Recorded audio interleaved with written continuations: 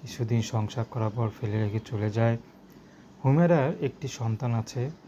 তো হুমায়রার অনেক কষ্ট হইলেও সে স্বামীর কাছে থাকতে চেয়েছিল, কারণ বিয়ে দেওয়ার পরেই তার বাবা মা মারা যায়, তার বাবা মা কেউ নেই। তো আত্মীয়স্বজন যা আছে তারা তো তাকে খোঁজ খবর নেয় না। তো হুমায়রা চেয়েছিল শত কষ্টেও স্বামীর কাছে থাকবে, কিন্তু স্বামী তাকে আর রাখেইনি, তাকে ছেড়ে দিয়ে চলে গেছে। তো হুমায়রা এখন সন্তান নিয়ে খুবই কষ্ট আছে, দাঁড়ে দাঁড়ে ঘুরতেছে। তো হুমায়রা এক আত্মীয় পাড়াপতি খালার কাছে উঠেছে যে আপাতত কিছুদিন থাকবে, কিন্তু হুমায়রা খুব চিন্তা করে যে কোথায় যাবে, কি করবে। তো হুমায়রা কারো কাছ থেকে বুদ্ধি নিয়ে এখন ইউটিউবে এসেছেন।